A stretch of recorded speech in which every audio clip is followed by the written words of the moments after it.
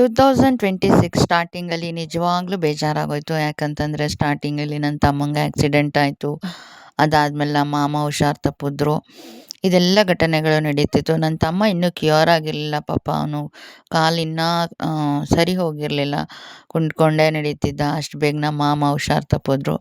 So ಅವರು ಹೇಗೆ ಹುಷಾರು ತಪ್ಪಿದ್ರು, ಹೆಂಗೆ ಆ್ಯಕ್ಟಿಂಗ್ ಮಾಡ್ತಿದ್ರು ಅಂತ ನಮ್ಮ ಮಾಮನ ಮಗಳು ತೋರಿಸ್ತಾ ಇರೋದು ಆ ಥರ. ಸೊ ಇದೆಲ್ಲ ಆದಮೇಲೆ ಹಾಸ್ಪಿಟ್ಲೆ ಮುಗಿಸ್ಕೊಂಡು ಅಮ್ಮನ ಜೊತೆ ನಾನು ಮನೆಗೆ ಹೊರಟೆ. ಬೇಜಾರಲ್ಲೇ ಹೋಗ್ತಾ ಇದ್ದೀವಿ, ಮಾಮಂಗೆ ಹುಷಾರಿಲ್ವಲ್ಲ ಅಂತ ಹೇಳಿ. ಮೆಟ್ರೋಯಿಂದ ಬಂದು ಅಮ್ಮನ ಮನೇಲಿ ಹಾಲು ಕಾಯಿಸ್ಕೊಂಡು ಹಾಗೆ ಒಂದು ಸ್ವಲ್ಪ ಕಡಲೆಪುರಿ ಜೊತೆಗೆ ಕೊಡ್ತೀನಿ ಅಂತ ಹೇಳಿದ್ರು. ಹಾಗಾಗಿ ಹಾಲು ಕಾಯಿಸ್ಕೊಟ್ಟಿದ್ದಾರೆ ಇವಾಗ. ಅಲ್ಲಿಂದ ಬಂದ್ವಲ್ಲ, ಸುಸ್ತಾಗ್ತಿತ್ತು ಅಂತ ಹೇಳಿ ಕಡಲೆಪುರಿ ಮತ್ತು ಒಂದು ಸ್ವಲ್ಪ ಹಾಲು ಕಾಯಿಸಿ ಕೊಟ್ಟರು ಅಮ್ಮ. ಇದಾದಮೇಲೆ ನಮ್ಮ ಮಮ್ಮಿ ಪಾಪ ಅಡುಗೆ ಮಾಡೋಕ್ಕೆ ಶುರು ಮಾಡಿಕೊಂಡ್ರು.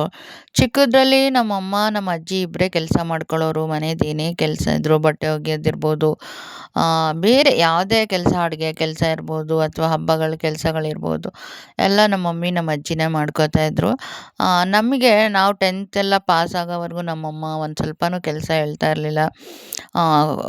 ಫ್ರೀ ಇದ್ದರೆ ಕೂತ್ರೆ, ನಿಂತರೆ ಕೂತ್ಕೊಂಡು ಬುಕ್ಕಿಡಿ ಅಂತಲೇ ಹೇಳ್ತಿದ್ರು ನಮ್ಮ ಮಮ್ಮಿ ಯಾವಾಗಲೂ.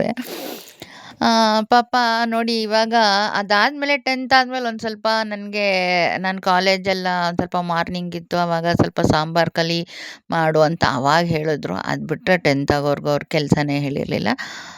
ಮತ್ತು ಈಗ ಪಾಪ ನಾನು ಊರಿಗೆ ಹೋದರೆ ಅವಳೇನೂ ಸರಿಯಾಗಿ ಮಾಡ್ಕೊಂಡು ತಿನ್ನಲ್ಲ ಊರಲ್ಲಿ, ಬರೀ ಕೆಲ್ಸಕ್ಕೆ ಹೋಗ್ತಾಳೆ ಅಂಥೇಳಿ ಅವರೇ ಶುರು ಮಾಡಿಬಿಡ್ತಾರೆ ಅಡುಗೆ. ಸೊ ಇದಾದಮೇಲೆ ನಾನು ತಾರಸಿ ಮೇಲೆ ಬಂದು ಒಂದು ಸ್ವಲ್ಪ ಎಲ್ಲ ಕೆಲಸ ನಮ್ಮ ಮಮ್ಮಿ ಮಾಡೋದು ನನಗೂ ನೋಡೋಕ್ಕಾಗಲ್ಲ. ಯಾಕಂದರೆ ಅವ್ರಿಗೂ ಸ್ವಲ್ಪ ವಯಸ್ಸಾಯ್ತಲ್ವ, ನನಗೂ ಬೇಜಾರಾಗ್ತಿರುತ್ತೆ. ನನ್ನ ಬಟ್ಟೆ ಅದು ಇದು ಇದ್ದರೆ ಹೊಕ್ಕೊತೀನಿ, ನಾನೇ ತೊಗೊಂಡೋಗಿರ್ತೀನಲ್ವ, ನಾನೇ ಹೊಕ್ಕೊಂಬಿಟ್ಟು ಮೇಲ್ಗಡೆ ಒಣ್ಗಾಕೋಕ್ಕೆ ಈಗ ಹೋಗಿದ್ದೀನಿ. ಇದಾದಮೇಲೆ ನಮ್ಮ ಮಮ್ಮಿ ಅವ್ರ ಫ್ರೆಂಡಿಗೆ ಬೇರೆ ಹುಷಾರಿರಲಿಲ್ಲ. ಸೊ ಅವ್ರನ್ನ ನೋಡೋಕೆ ಹೋಗಬೇಕು, ನೀನಿರುವಾಗಲೇ ನನಗೆ ಕರ್ಕೊಂಡೋಗು, ಹೋಗೋಕ್ಕಾಗಲ್ಲ ಅಂತ ಹೇಳಿದ್ರು. ಸರಿ, ನನ್ನ ತಮ್ಮಂದು ಗಾಡಿ ಇತ್ತು, ನನ್ನ ತಮ್ಮ ಮನೆಗೆ ಬಂದಿದ್ದ. ಸೊ ಅವ್ನ ಗಾಡಿ ಇಸ್ಕೊಂಡು ನಮ್ಮ ಮಮ್ಮಿನ ಕರ್ಕೊಂಡು ನಾನೀಗ ಅವ್ರ ಫ್ರೆಂಡ್ನ ನೋಡೋಕ್ಕೆ ಮತ್ತೆ ಹಾಸ್ಪಿಟಲ್ ಕಡೆ ಹೋಗ್ತಾ ಇದ್ದೀವಿ. ಸೊ ಒಂದು 2026 ಸ್ಟಾರ್ಟಿಂಗಲ್ಲಿ ಹಾಸ್ಪಿಟಲ್ಲು ಮನೆ ಅಂತ ಹೇಳಿ ಇದೇ ಆಗೋಯಿತು. ನಿಜವಾಗ್ಲೂ 2026 ನಿಜವಾಗ್ಲೂ ಬೇಜಾರಾಗೋಗಿತ್ತು. ಥರ ಮನೆಯವ್ರ ಜನಕ್ಕೆಲ್ಲ ಹುಷಾರಿರಲ್ವಲ್ಲ ಅಂತ ಹೇಳಿ ಒಂದು ಬೇಜಾರಿನ ದಿನಗಳನ್ನ ನಾನು ಕಳೆದೆ 2026 ಸ್ಟಾರ್ಟಿಂಗಲ್ಲಿ. ಬಟ್ ಆಮೇಲೆ ದೇವ್ರ ಮೇಲೆ ಭಾರ ಹಾಕಿ ಎಲ್ಲನೂ ಬದುಕೋದಾಯಿತು. ದೇವರು ನಮ್ಮ ಜೊತೆ ಇದ್ದರೆ ಎಲ್ಲ ಸಾಧ್ಯ ಆಗುತ್ತೆ ಅಲ್ವಾ, ಎಲ್ಲ ಒಳ್ಳೆಯದಾಗತ್ತೆ ಅಂತ ಹೇಳಿ ದೇವ್ರ ಮೇಲೆ ನಂಬಿಕೆ ಇಟ್ಟು ನಾನೋಗಿ ಚರ್ಚಲ್ಲೆಲ್ಲ ಪ್ರೇಯರ್ ಮಾಡಿಕೊಂಡು ಆಮೇಲೆ ಒಂದು ಸ್ವಲ್ಪ ಸಮಾಧಾನ ಸಿಕ್ತು. ಸೊ ಲೈಫು ಮುಂದೆ ಹೋಗ್ತಾ ಇದೆ. ಈಗ ನಮ್ಮ ಮಮ್ಮಿ ಫ್ರೆಂಡ್ ನೋಡೋಕ್ಕೆ ಅಂತ ಹೇಳಿ ಈಗ ಕರ್ಕೊಂಡು ಹೋಗ್ತಾ ಇದ್ದೀನಿ. ಬೆಂಗಳೂರು ಟ್ರಾಫಿಕಲ್ಲಿ ಗಾಡಿ ಓಡಿಸೋದು ನಿಜವಾಗ್ಲೂ ತುಂಬ ಕಷ್ಟ. ಸೊ ನನಗೆ ಅಭ್ಯಾಸ ಇರಲ್ವಲ್ಲ, ನಾನು ಯಾವಾಗಲೂ ಇಲ್ಲೆಲ್ಲ ಸಕಲೇಶ್ವರ ಎಲ್ಲ ಸೈಲೆಂಟ್ ರೋಡ್ಗಳು, ಅದು ಬಿಟ್ಟರೆ ನಾನು ಮೈಸೂರಲ್ಲಿ ಗಾಡಿ ಓಡಿಸೋ ಅಭ್ಯಾಸ, ಬ್ಯಾಂಗ್ಳೂರಲ್ಲಿ ನಂಗೆ ಅಷ್ಟು ಅಭ್ಯಾಸ ಇಲ್ಲ. ಬಟ್ ಆದರೂ ನಿಧಾನಕ್ಕೆ ಹೋಗ್ತೀನಿ. ಮಮ್ಮಿ ಬೇರೆ ಕೂತಿದ್ರಲ್ವ, ಹಾಗಾಗಿ ನಿಧಾನಕ್ಕೆ ಓಡಿಸ್ಕೊಂಡು ಕರ್ಕೊಂಡು ಹೋದೆ ಹಾಸ್ಪಿಟಲ್ಗೆ. ಬಟ್ ನಾನು ಗಾಡಿ ಚೆನ್ನಾಗಿ ರೈಡ್ ಮಾಡ್ತೀನಿ. ಯಾಕಂತಂದರೆ ಯಾವುದೇ ಬ್ಯುಸಿ ರೋಡ್ ಇರಲಿ, ಯಾವುದೇ ಟ್ರಾಫಿಕ್ ಇರಲಿ, ಬಟ್ ನಾನು ತುಂಬ ಕಂಡೀಷನಲ್ಲಾಗಿ ಓಡಿಸ್ತೀನಿ ಗಾಡಿನ. ಹಾಗಾಗಿ ನಮ್ಮಮ್ಮ ಧೈರ್ಯವಾಗಿ ನನ್ನ ಜೊತೆ ಬರ್ತಾರೆ. ಸರಿ, ಈಗ ಅವ್ರ ಫ್ರೆಂಡ್ ನೋಡೋಕ್ಕೆ ಅಂತ ಹೇಳಿ ಈಗ ಹಾಸ್ಪಿಟಲ್ಗೆ ಎಂಟ್ರೆನ್ಸ್ ಕೊಡ್ತಾಯಿದ್ದೀವಿ. ಹಾಸ್ಪಿಟಲ್ಗೆ ಹೋಗಿ ನಮ್ಮಮ್ಮನ ಫ್ರೆಂಡ್ನ ನೋಡಿಕೊಂಡು ಅವರು ಒಂದು ಸ್ವಲ್ಪ ಕಾಫಿ ಅದು ಇದು ಬೇಕು ಅಂತ ಹೇಳಿದ್ರು ಪಾಪ. ತರೋಣ ಅಂತ ನಾನು ಹೊರಟೆ. ಸೊ ನಮ್ಮಮ್ಮ ಆ್ಯಪಲ್ ಅದು ಇದು ತೊಗೊಂಡಿದ್ರು. ಸೊ ಅದನ್ನು ಕೊಟ್ಟರು. ಸೊ ಹೋಟೆಲ್ಗೆ ಹೋಗಿ ನಾನಿವಾಗ ಒಂದು 4-5 ಕಾಫಿನ ಫ್ಲಾಸ್ಕಿಗೆ ಹಾಕಿಸ್ಕೊತಾ ಇದ್ದೀನಿ. ಅಲ್ಲಿಂದ ಕಾಫಿ ತೊಗೊಂಡು ಮತ್ತು ಏನಾದ್ರು ಜ್ಯೂಸ್ ಕುಡಿತಾರಾ ಅಂತ ಹೇಳಿಬಿಟ್ಟು ಮತ್ತು ಕಬ್ಬಿನ ಹಾಲು ಕಾಫಿ ತೊಗೊಂಡು ಅವರಿಗೆ ಕೊಡೋಣ ಅಂತ ತೊಗೋತಾ ಇದ್ದೀನಿ.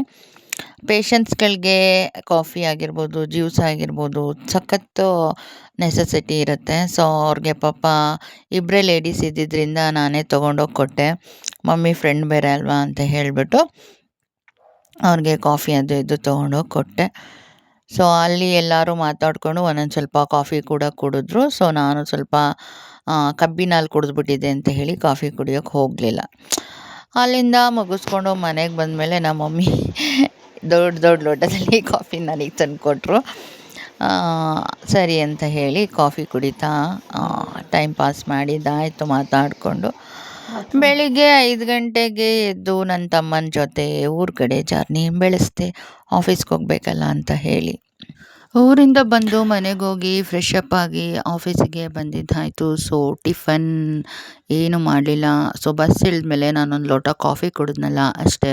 ಸೊ ನಾನು ಜಾಸ್ತಿ ಈ ಥರ ಹೋಗಿ ಬರುವಾಗ ತಿಂಡಿಗೆಲ್ಲ ತಲೆ ಕೆಡಿಸ್ಕೊಳ್ಳಲ್ಲ, ಸ್ಟ್ರೈಟ್ ಆಫೀಸ್ಗೆ ಹೋಗ್ಬಿಡ್ತೀನಿ. ತಂದ್ರಾ?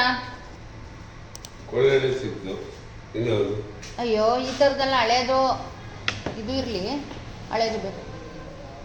ಮತ್ತು ಇದ್ರ ಜೊತೆ ಗ್ರಾಮ ಗ್ರಾಮ ಗ್ರಾಮ ಕೊಲ್ಲಳ್ಳಿ ಗ್ರಾಮ ಹಳೆ ಆಕಾರ ಬಂದು ಎಲ್ಲ ತಗೊಂಡು ಗ್ರಾಮ ಬೇಕು.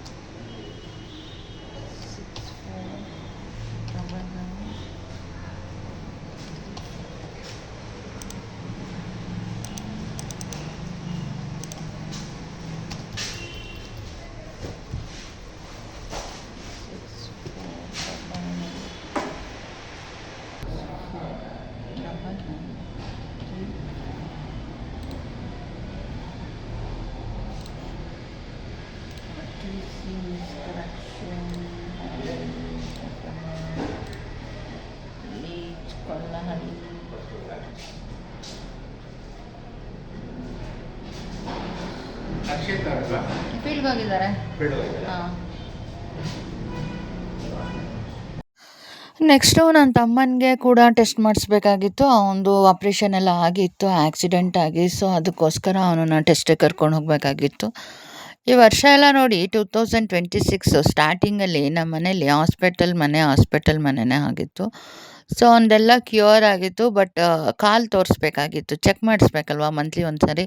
ಸೊ ಅದು ಹೇಗೆ ಕೂಡ್ಕೊಂಡಿದೆ ಅಂತ ಗೊತ್ತಾಗಬೇಕಲ್ಲ ಅಂತ ಹೇಳಿ ಅವನನ್ನು ಕರ್ಕೊಂಡು ಈಗ ಅವನು ಮಲ್ಲೇಶ್ವರಂ ಹತ್ರ ಒಂದು ಶ್ರೀ ಸಾಯಿ ನರ್ಸಿಂಗ್ ಹೋಮ್ ಅಂತ ಅಲ್ಲಿ ಅಡ್ಮಿಟ್ ಮಾಡಿದ್ವಿ. ಸೊ ಅಲ್ಲಿಗೆ ಮತ್ತೆ ಟೆಸ್ಟಿಗೆ ಕರ್ಕೊಂಡು ಹೋಗಬೇಕು.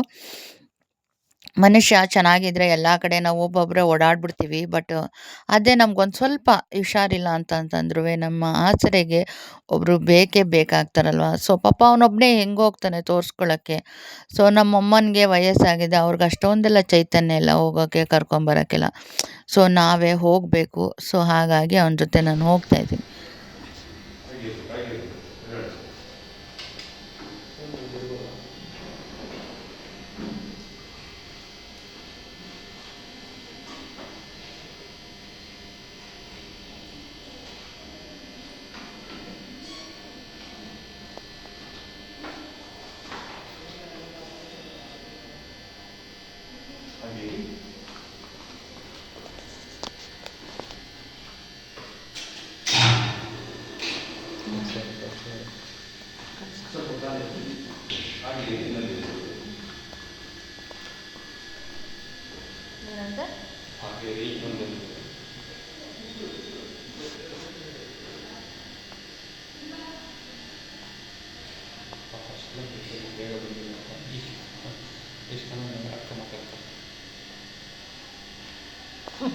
ಅದು ಒಂಥರ ಇದ್ರ ಸಿಪ್ಪೆ ಥರ ಬಂದೈತಲ್ಲ, ಚರ್ಮ ಅನ್ಬೇಕಿತ್ತು. ತೊಳೆದಿದ್ದೀನಿ ಸರ್, ಚರ್ಮ ಅನ್ಬೇಕಿತ್ತು.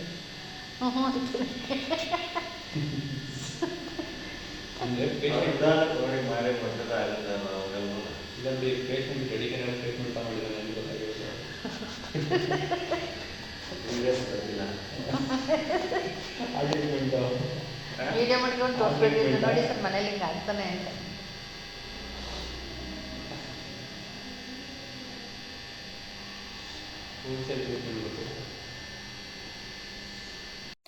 ನೂರಾರು ಜನ ಪೇಷಂಟ್ಸ್‌ನ ನೋಡೋ ಡಾಕ್ಟ್ರು ನನ್ನ ತಮ್ಮನ್ನೇ ಮರ್ತೋಗ್ಬಿಟ್ಟಿದ್ರು. ನೆನ್ಸ್ಕೊಂಡ್ರೆ ನಗು ಬರುತ್ತೆ. "ಭಾಸ್ಕರ" ಅಂತ ಕೇಳಿದ್ರು. ಸೊ, ನಾನು ಪಾಪ ಪೇಷಂಟ್ಸ್‌ಗಳು ತುಂಬ ಜನ ಬರೋದ್ರಿಂದ ಪೇಷಂಟ್ಸ್‌ಗಳು ಮರ್ತೋಗ್ಬಿಡ್ತಾರೆ ಡಾಕ್ಟ್ರಿಗೆ ಅಂತ ಅನ್ಸುತ್ತೆ. ಸೊ, ಅಂದರೆ ನಾನು ಡಿಸ್ಚಾರ್ಜ್ ಆಗಿ ಒಂದು 15 ಡೇಸ್ ಆಗೋಗಿತ್ತು. ಸೊ, ಅಷ್ಟು ಬೇಗ ಪೇಷಂಟ್ಸ್‌ನ ಮರ್ತ್ಕೊಬಿಟ್ಟಿದ್ರು ಡಾಕ್ಟ್ರು. ಅದೊಂದು ದೊಡ್ಡ ನಗು. "ಭಾಸ್ಕರ ಓ ಪೇಷಂಟ್ಸಾ ಪೇಷಂಟಾ" ಅಂತ ಆಮೇಲೆ ನೋಡಿದ್ರು. ಸೊ, ಚೆನ್ನಾಗಿ ಮಾತಾಡಿದ್ರು. ಆಮೇಲೆ "ಏನಿಲ್ಲ, ಏನು ಗಾಬರಿ ಆಗಬೇಡಿ, ನೀವು ಫ್ರೀಯಾಗಿ ನಡೀತಾ ಇರಿ. ಸೊ, ಸರಿ ಹೋಗುತ್ತೆ" ಅಂತ ಹೇಳಿದ್ರು. ಬಟ್ ಅವನು ಪಾಪ ಫುಲ್ಲು ಕಟ್ಟಾಗ್ಬಿಟ್ಟಿತ್ತು ಅವನಿಗೆ ಕಾಲು. ಆ ಪೇಯ್ನ್ ಅವ್ನು ಅನುಭವಿಸುವಾಗ ನೋಡೋಕ್ಕಾಗಲಿಲ್ಲ ನನ್ನ ಕೈಲಿ. ಮತ್ತು ಆಪ್ರೇಷನ್ ಮಾಡಿ ಕರ್ಕೊಂಬಂದಾಗ ಫುಲ್ಲು ಕೋಲ್ಡು, ಅವನಿಗೆ ಚಳಿಯಾಗಿ ಫುಲ್ಲು ನಡುಕ ಎಲ್ಲ ಬಂದ್ಬಿಟ್ಟಿತ್ತು. ಒಂದು ನೈಟ್ ಫುಲ್ಲು ಹಂಗೆ ಇತ್ತು. ಸೊ, ಅದೆಲ್ಲ ನೋಡುವಾಗ ಈ ಆಸ್ಪತ್ರೆ ನಿಜವಾಗ್ಲೂ ಯಾರು ಬರಬಾರ್ದಪ್ಪ ಅಂತ ಅನ್ನಿಸ್ಬಿಡುತ್ತೆ. ಸೊ, ಹೇಗೋ ದೇವ್ರ ಕೃಪೆಯಿಂದ ಅವನಿಗೆ ಆಕ್ಸಿಡೆಂಟು ಇದು ಒಂದು ಏನು ಪಾಲಿಸಿ ಕ್ಲೈಮ್ ಆಗಿ ಅವ್ನಿಗೆ ಚೆನ್ನಾಗೆಲ್ಲ ಹುಷಾರಾಯಿತು. ಇದೆಲ್ಲ ದೇವ್ರ ಕೃಪೆ ಅಂತ ನಾನು ಅನ್ಕೊತೀನಿ. ಮಧ್ಯಮ ವರ್ಗದ ನಮ್ಮಂಥವ್ರ ಜೀವನ ಏನು ಹೇಳಿ, ನಾವು ಯಾವತ್ತೂ ಬೀರುನಲ್ಲಿ ಕ್ಯಾಶ್ ಇಟ್ಟಿರೋರಲ್ಲ. ಸೊ, ಸಮಯ ಸಂದರ್ಭಕ್ಕೆ ಜೀವನ ಮಾಡ್ತಾ ಇರ್ತೀವಿ. ನಮ್ಮಂಥವ್ರಿಗೆ ಇಂಥ ಎಲ್ಲ ಘಟನೆಗಳು ನಡೆದಾಗ ಏನು ಮಾಡೋದಪ್ಪ ಅಂತ ಒಂದು ಕ್ಷಣ ನಮ್ಮಮ್ಮ ಅಂತ ಅವತ್ತು ಸ್ಟಾರ್ಟಿಂಗು ಮೌನ ಆಗಿ ಕೂತ್ಕೊಬಿಟ್ಟಿದ್ರು ಕಾರಲ್ಲಿ. ಬಟ್ ದೇವರು ಹೇಗೋ ನಡೆಸಿದ್ರು. ಅವನದು ಇನ್ಶೂರೆನ್ಸ್ ಇತ್ತು, ಕ್ಲೈಮ್ ಆಗಿ ಎಲ್ಲ ವಾಸಿ ಆಯಿತು. ಸೊ, ನಮಗೊಂದು ಮೇಲೊಂದು 20,000 ಖರ್ಚಾಯಿತು. ಅದಕ್ಕೆ ನಾನು ಹೇಳೋದು ಎಲ್ಲದಕ್ಕೂ ದೇವ್ರ ಕೃಪೆ ಇರಬೇಕು ಅಂತ. ಸೊ, ಈ 2026ರಲ್ಲಿ ನಮ್ಮ ಮನೆಯಲ್ಲಿ ಎಲ್ಲರಿಗೂ ಹುಷಾರಿಲ್ಲದೆ ಈ ಥರ ಹಾಸ್ಪಿಟಲೈಸ್ ಆದರು. ಸೊ, ನಾನು ದೇವ್ರ ಹತ್ರ ಕೇಳ್ಕೊಳ್ಳೋದಿಷ್ಟೇ, ಏನೂ ದೊಡ್ಡದಾಗಿ ನಡೀದೆ ದೇವರೇ, ಎಲ್ಲನೂ ನೀನೊಂದು ದಾರಿ ತೋರಿಸಿ ಗುಣಪಡಿಸಿ ನಮ್ಮನ್ನ ಕಾಪಾಡು ಅಂತಲೇ ನಾನು ಕೇಳ್ಕೊಳ್ಳೋದು ದೇವ್ರ ಹತ್ರ. ಹಾಗಾಗಿ ದೇವ್ರು ಅದನ್ನು ಆದಷ್ಟು ಬೇಗ ಕ್ಯೂರ್ ಮಾಡಿದ್ರು. ನಾನು ಮುಂದಿನ ದಿನಗಳಲ್ಲೂ ನಿಮ್ಗೆ ಅದನ್ನು ನಾನು ಶೇರ್ ಮಾಡ್ಕೊತೀನಿ. ಬಟ್ ಏನಪ್ಪ ಅಂತಂದರೆ ನೋಡಿ, ಈ ಆಸ್ಪತ್ರೆಯಲ್ಲಿ ನನ್ನ ತಮ್ಮ ಯಾವ ಪೊಸಿಷನಲ್ಲೆಲ್ಲ ಮಲಗಿಸ್ತಾರೆ, ಅದು ಆ್ಯಕ್ಚುಲಿ ಎಕ್ಸ್ರೇ ತೆಗಿತಾ ಇರೋದು. ಅದು ಅಂದರೆ ಯಾವ ಥರ ಕೂಡ್ಕೊಂಡಿದೆ ಮೂಳೆ ಅಂತ ಹೇಳಿ ಆ ಥರ ಎಕ್ಸ್ರೇ ತೆಗಿತಾ ಇರೋದು. ಇಲ್ಲೇ ಮಲ್ಗಪ್ಪ ಒಂದು 5 ನಿಮಿಷ ಅಂದ್ಬಿಟ್ಟು ಹೋದ್ರಾ. ಸೊ, ಹಾಗಾಗಿ ಅವ್ರು ಬರೋವರೆಗೂ ನಾವು ವೆಯ್ಟ್ ಮಾಡ್ತಾಯಿದ್ವಿ. ಸೊ, ಇದೆಲ್ಲ ತೆಗೆಸ್ಕೊಂಡು ಅವನನ್ನು ಟೆಸ್ಟ್ ಮಾಡಿಸ್ಕೊಂಡು ಕರ್ಕೊಂಬರೋದಿತ್ತು. ಸೊ, ಅವತ್ತು ಕೂಡ ನಾನು ಹೋದೆ. ಯಾರೇ ಆದರೂ ನಮ್ಮವರು ಅಂತ ಇರಬೇಕು. ನಾವು ಹಾಸ್ಪಿಟ್ಲಿಗೆ ಹೋಗುವಾಗ ಬರುವಾಗ ಈ ಥರ ದೊಡ್ಡ ಘಟನೆಗಳು ನಡೆದಾಗ ನಮ್ಮವರು ಅಂತ ನಮಗೆ ಇರಬೇಕು ಅಲ್ವಾ. ಸೊ, ಹಾಗಾಗಿ ಅವನೇನು ಫೀಲ್ ಮಾಡ್ಕೋಬಾರ್ದು ಅಂತ ಹೇಳಿ ನಾನು ಹೋದೆ. ನೋಡಿ, ಅವನಿಗೆ ಇನ್ನೂ ಅಷ್ಟು ಕರೆಕ್ಟಾಗಿ ನಡೀತಾ ಇಲ್ಲ, ಕುಂಟ್ತಾನೇ ಇದ್ದ. ಸೊ, ನಮ್ಮ ಅಕ್ಕನ ಮಗ ಪಾಪ ತುಂಬ ಹೆಲ್ಪ್ ಮಾಡ್ದ. ಅವನನ್ನು ಕರ್ಕೊಂಡೋಗೋದು, ಕರ್ಕೊಂಬರೋದು, ಕಾರ್ ಬುಕ್ ಮಾಡೋದು, ನಿಜವಾಗ್ಲೂ ಚೆನ್ನಾಗಿ ನೋಡ್ಕೊಂಡ. ನಾನು ನನ್ನ ತಮ್ಮ ಮಾತಾಡ್ತಾ ಇರ್ತೀವಿ, ಹರ್ಷಿತ್ ಇಲ್ಲ ಅಂದರೆ ಎಷ್ಟು ಕಷ್ಟ ಆಗ್ತಿತ್ತಲ್ವ ಅಂತ ಹೇಳಿ. ಸೊ, ತುಂಬ ಚೆನ್ನಾಗಿ ನೋಡ್ಕೊಂಡ. ಅವನಿಲ್ಲ ಅಂದಿದ್ರೆ ಇವನು ಹಾಸ್ಪಿಟ್ಲಿಗೆ ಹೋಗೋಕ್ಕೆ ಬರೋಕ್ಕೆ ತುಂಬ ಕಷ್ಟ ಆಗ್ತಿತ್ತು. ಮನೆಯಲ್ಲೂ ಅಷ್ಟೇ ಮಾಮ ಮಾಮ ಅಂತ ಹೇಳಿ ಪಾಪ ಹುಡುಗ ತುಂಬ ಚೆನ್ನಾಗಿ ಟ್ರೀಟ್ ಮಾಡ್ದ. ಸೊ, ಒಳ್ಳೇದು ಮಾಡಿರೋರನ್ನ ನೆನೆಸ್ಕೋಬೇಕಲ್ವ. ಸೊ, ಹಾಗಾಗಿ ಅವನ ಬಗ್ಗೆ ನಮ್ಗೆ ಬಹಳ ಹೆಮ್ಮೆ ಇದೆ ನಮ್ಮ ಮನೇಲಿ ನಮ್ಮ ಹುಡುಗನ ಬಗ್ಗೆ. ಆಮೇಲೆ ಹೊರಗಡೆ ಬಂದ್ವಿ. ಸೊ, ಪಾನಿಪುರಿ ತಿನ್ಕೊಂಡು ಹೋಗೋಣ ಅಂತ ಹೇಳಿ ಹಾಸ್ಪಿಟ್ಲ್ ಕತೆಗಳೆಲ್ಲ ಮಾತಾಡಬೇಕಲ್ಲ ಆಮೇಲೆ. ಸೊ, ಹಾಗಾಗಿ ಅಲ್ಲಿ ಕೂತ್ಕೊಂಡು ಪಾನಿಪುರಿ ತಿನ್ನೋಣ ಅಂತ ಹೇಳಿ ಡಿಸೈಡ್ ಮಾಡಿದ್ರು. ಮತ್ತು ಕಾರ್ ಬುಕ್ ಮಾಡಿಬಿಟ್ಟು ಮತ್ತೆ ಮನೆ ಕಡೆ ಹೊರಟ್ವಿ ನಾವು. ಸೊ, ಕಾರ್ ಬಂತು. ಸೊ, ಅವನನ್ನು ಫಸ್ಟು ಜೋಪಾನವಾಗಿ ಕೂರಿಸಿ ಆಮೇಲೆ ನಾವೆಲ್ಲ ಕೂತ್ಕೊಂಡು ಮನೆ ಕಡೆ ಹೊರಟ್ವಿ. ಸೊ, ಇಷ್ಟಾಗಿತ್ತು ಈ ಹಾಸ್ಪಿಟಲ್ ಕತೆಗಳು. ಇದಾದಮೇಲೆ ಮಾಮಂಗೆ ಹುಷಾರಿರ್ಲಿಲ್ವಲ್ಲ. ಸೊ, ಅವ್ರನ್ನ ನಾನು ಚರ್ಚಿಗೆ ಕರ್ಕೊಂಬರ್ತೀನಿ ಅಂತ ನಾನು ದೇವ್ರ ಹತ್ರ ಪ್ರೇಯರ್ ಮಾಡಿದೆ. ಇದಾದಮೇಲೆ ಅವ್ರನ್ನ ನಾನು ಹೋಗೋ ಚರ್ಚಿಗೆ, ಸೊ, ನಾನು ನಂಬಿಕೆ ಇಟ್ಟಿರೋ ಒಂದು ಚರ್ಚಿಗೆ ಕರ್ಕೊಂಡು ಹೋಗ್ತಾ ಇದ್ದೀನಿ. ನೋಡಿ, 2026 ಸ್ಟಾರ್ಟಿಂಗಲ್ಲಿ ಎಷ್ಟೆಲ್ಲ ಬೇಜಾರು ಮನಸ್ಸಲ್ಲಿತ್ತು ಅಂತಂದರೆ, ನಿಜವಾಗ್ಲೂ ಆ ದೇವರು ಎಲ್ಲ ಕಷ್ಟಗಳನ್ನ ದೂಡ್ಕೊಂಡು ಬಂದು ನಿಜವಾಗ್ಲೂ ಒಂದು ಹಂತನ ಸೇರಿಸಿದ್ರು. ಸೊ, ಯಾರದೇ ಜೀವನದಲ್ಲಾಗಲಿ ಸೊ, ದೇವರ ಒಂದು ಕೃಪೆ ಪ್ರೀತಿ ಇರಬೇಕು. ಇಲ್ಲಾಂದರೆ ಲೈಫು ಬಹಳ ಕಷ್ಟ ಆಗುತ್ತೆ. ಸೊ, ನಮಗೊಬ್ಬ ಗಾರ್ಡಿಯನ್ ದೇವ್ರು ಇರಲೇಬೇಕು. ಆ ದೇವರು ನಮ್ಮನ್ನು ನಡೆಸಬೇಕು. ಅಷ್ಟೇ ನಾನು ನಂಬೋದು ದೇವರನ್ನು. ಸೊ, ದೇವರು ಪ್ರತಿಯೊಂದು ಹಂತದಲ್ಲೂ 2026ಅಲ್ಲಿ ನಿಜವಾಗ್ಲೂ ಒಂದು ಮಿರಾಕಲ್ ಆಗಿ ನಮ್ಮ ಮನೆಯ ನೋವುಗಳನ್ನಾಗಿರ್ಬೋದು, ದುಃಖಗಳನ್ನಾಗಿರ್ಬೋದು, ಅದು ಯಾವ ಥರ ಒಂದು ಮಾಯ ಮಾಡಿದ್ರು ಅಂತಂದರೆ ನಿಜವಾಗ್ಲೂ ದೇವ್ರಿಗೆ ಥ್ಯಾಂಕ್ಸ್ ಹೇಳ್ತೀನಿ ನಾನು. ಸೊ, ನಮ್ಮ ಮಾಮನ ಕರ್ಕೊಂಡು ಸ್ಟಾರ್ಟಿಂಗಲ್ಲಿ ಅವ್ರಿಗೆ ಹುಷಾರಿಲ್ಲ ಅಂದ ತಕ್ಷಣ ಚರ್ಚ್ಗೆ ಹೋಗ್ತಾ ಇದ್ದೀನಿ. ಸೊ ದೇವರು ಎಲ್ಲವನ್ನ ದೂಡಿ ಏನೋ ಆಗಬೇಕಾಗಿದ್ದ ಪರಿಸ್ಥಿತಿಗಳನ್ನ ಎಲ್ಲ ದೂರ ಮಾಡಿ ಸೊ ಈಗ ನಮ್ಮನ್ನು ನಾರ್ಮಲ್ ಆಗಿಟ್ಟಿದ್ದಾರೆ. ದೇವರಿಗೆ ತುಂಬ ಥ್ಯಾಂಕ್ಸ್ ಹೇಳ್ತೀನಿ ನಾನು.